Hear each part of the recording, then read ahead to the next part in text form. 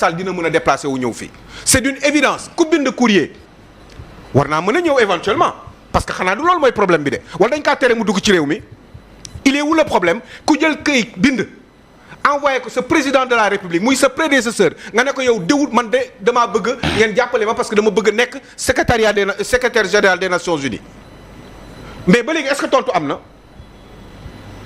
na mais tontu leen ko sax nga nekk nga tontu ko sax nga ne ko ah man de bu doon sama sago nga ñëw Sénégal ñu waxtaane ko jéem a xool ci yan fànn la ñu mën a def pour que yow doomu Sénégal nga pour que loolu mu mën a nekk loolu moo doon dëgg.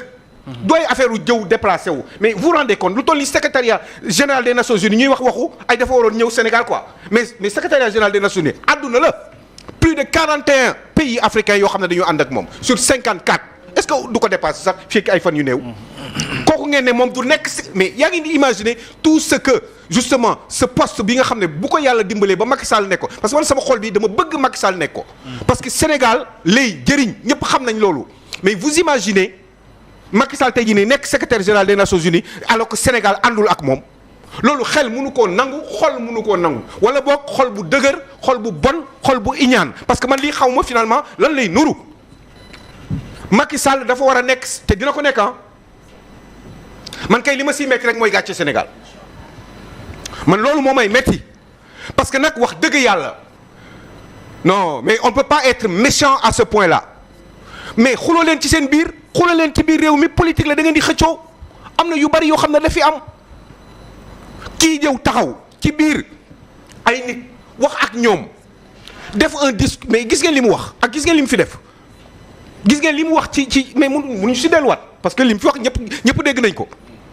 mais pour intérêt Afrique rien que pour l'intérêt de l'Afrique l'intérêt Sénégal ñu ne rek yow sa réew yow vous êtes de quelle origine ñu ne la moi je suis sénégalais ñu ne la yow mais yow sa ki waa ji moom xëy na sax mën na ko nekk yow loolu rek loolu du tiitar yéen ngeen ne loolu amaana mënul nekk loolu duñ ko nangu te nag yàlla dëgg rek la bëgg nañu xaar fii ak ay fan yu néew ak ay weer yu néew semaine yu néew weer yu néew vous verrez que ni yàlla dëgg rek lay def ndax nag dëgg man Sénégal moo ma intéressé Sénégal moo ñu intéressé et puis dañu bëgg a avancer ci réew mi suñu mais attendez vous vous rendez compte Macky Sall tey jii nii yàlla na si yàlla musal bés bu ko nekkul woon bés bu mbiri jotoon ba nekk ko mais fii ak 50 ans africain du ko nekk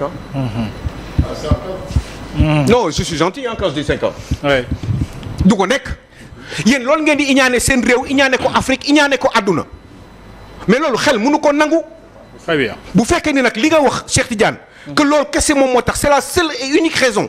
eh bien ça veut dire qu'il y a un problème quand même dans ce pays-là. Mais s'il vous plaît Mohamed. oui moi j'ai parlé de démarche. moom il prend un seul exemple. bëgg ko corroborer li. c'est le seul qu'on a entendu ici sur ce plateau. Démarche c'est un panoplie d'actions. mais démarche déjà am lu muy commencé. Il y a plusieurs actions j'ai donné un exemple en disant que mënoon na ñëw Sénégal jël avion wàcc dem gisee ak président de la République. mais Cheikh xanaa déglu la. mais ça c'est juste un exemple. il y a 1000 autres actions yoo xam ne waroon na ko def ko. mais s'il y a d'autres exemples c'est ça que je dis. non xam nga ñun man mënu ma dégg par rapport à cette candidature. bien sûr comme yan voilà waaw mais parce que ñun li ñu dégg rek la ñu mën a wax. xam nga Mohamed. waaw situation bi ni mu demee nii. moi je préfère rester sur la position de principe. oui. du gouvernement du Sénégal. Wow. mais juste dama ko bëggoon rappeler ne ko. waaw c'est pas seulement cette action là jël avion ñëw non. mais s'il y en a d'autres. non il y en a 1000. non mais il faut l'évoquer. sur ce plateau. non attendez. xam nga man mënuma adopter benn position de principe ba pare. ne damay dellu ci waat ci yenn détails yi. non s'il vous plaît. non attends mais ñaar du détail quand même. ku mën a wax benn mën a wax ñaar. la décision ça n'a pas été pris comme ça. Ça a été pris de manière réfléchie. C'est purement de réfléchi, manière inclusive. C'est purement réfléchi. Bien sûr. De ne pas pouvoir de manière inclusive. Les gens se sont parlé. Au sein de Awalé. Si, non, je ne dis pas Awalé. Au sein de la mouvance présidentielle. Et qu'est-ce qui a été dit? Parce que yow benn détail rek nga fi. Non, s'il vous plaît. Non, moi je veux dire que xam nga boo génnee benn position de principe général ba pare. du jar ngay dugg ci benn détail. Très bien, donc on le laisse terminer. La position de principe général mooy maanaam duñ ci dugg. Mais dama la jox exemple ne la rien n'empêchait au président de la République d'alors Macky Sall mu jël avion mu ñëw Sénégal toog ak les autorités waxtaan ak ñoom pour que ñu porter candidature am. Parce que y a un ministre bu fekkoon li muy wax ni peut-être noonu la demee mais peut-être Amadou Hott ne serait pas soutenu il y a pas longtemps bi ñu ko soutenir lu ñu wax pourtant il était waxuma la membre du gouvernement. Il était dans l'APR. Non. mais Sénégal La président bu comparaison mu sa jógee da ngay génn Sénégal bu bañ a tànk à l'APR, pour il bañ a faisait de la déranger les politique. gens quand même. Amadou Hott faisait de la politique. Il était à l'APR. Sauf que Macky Sall était l'ancien président de la République. D'accord. Mais Amadou Hott n'était pas n'importe qui. am na jafe-jafe ak yéen. Mais Amadou Hott n'était pas n'importe qui. waaw. mais Amadou Hott n'était pas n'importe qui. Bon, Il a été non, mais soutenu vous par l'État du Sénégal. D'accord, Non, non. maintenant, oui, on le laisse terminer. Aliou, terminer On après peut ñu faire avancer. une étude comparative si deux cas yi. Très bien. Merci, ñoom Cheikh. ñaar ñëpp c'est des politiques. Macky Sall politique la Amadou Hott politique la. Si si Mohamed, si oui, non, s'il vous plaît, non, xaaral. Non, s'il vous plaît, Jules. Nabal naa nga rek ñi waxaguñu te on laisse Aliou terminer. Le gouvernement a donné une position officielle. yow journaliste nga est-ce que le gouvernement a donné une position officielle. laaj ko man loolu laa la laaj. position officielle par rapport à quoi. Jules loolu chaque jour ñu laaj ko sunu ay émission mais s'il vous plaît ce que je veux mooy mais la position laissez officielle Aliou moom laa wax. terminer. Allez, Cheikh. moi je dis non Aliou dafa ne la terminer. bind nañ ko. ma ne état du Sénégal def na communication sur la position officielle de l'état du Sénégal. kon jeex na Cheikh man loolu laa bëggoon. La position officielle wax naa ko fii léegi. merci man maay poser question man ngay toog. Allez-y. Voilà non man pour te dire pour ñu mën a avancer et puis pour ñu mën a harmoniser. xam nga man ñu mën a harmoniser dégg nga.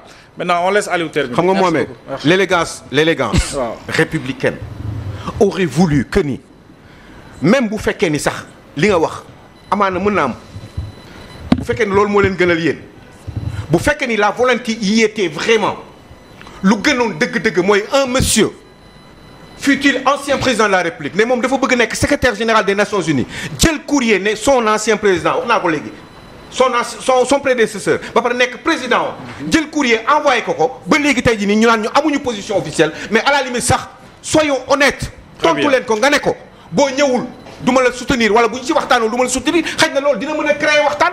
mais juste parce que nii rek il aurait dû venir il n'est pas venu bon ben très bien ah ben soyez il a qu'à se débrouiller. non ce n'est pas ça. xam nga lan moo doon dëgg bi. wala boog nee nañ ma wala nañ ma ko wax boog léegi ñu ne ma léegi jotul courrier bi. parce que tamit Macky Sall am na droit ñu tontu ko ci loolu waaw wala déet. est-ce que waroon nañ ko tontu wala déet est-ce que dégg ngeen une position officielle par rapport à la réponse éventuelle boo xam ne Macky Sall mënoon na ko jot sur un courrier qu'il avait envoyé à son président de la République. Est-ce que loolu am na. il y a du faux dedans. il y a du faux et il y a de l'hypocrisie. wax leen dëgg.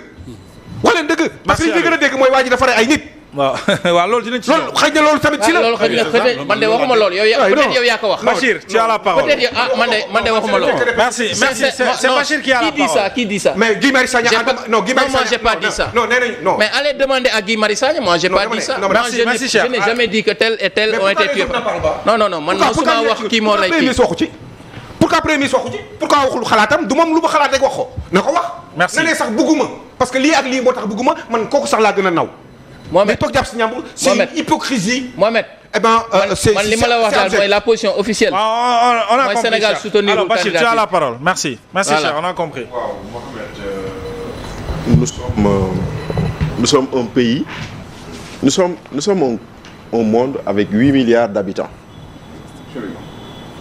Nous sommes un monde avec 8 milliards d'habitants, n'est-ce pas Jules? Et dans ces 8 milliards d'habitants ñeenti nit la ñu tudd seen tur ni ñoom ñoo bëgg a yóotu 6 bii nga xam ne mooy 6 ku war a yilif organisation bu gën a rëy ci àdduna bi.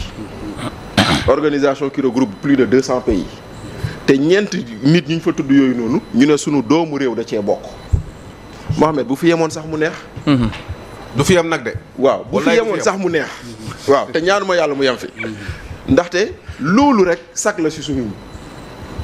loolu rek sag la. loolu rek doon na loo xam ne yóbbu nañ turu Sénégal foo xam ne tollu fa wala eggu fa ndaxte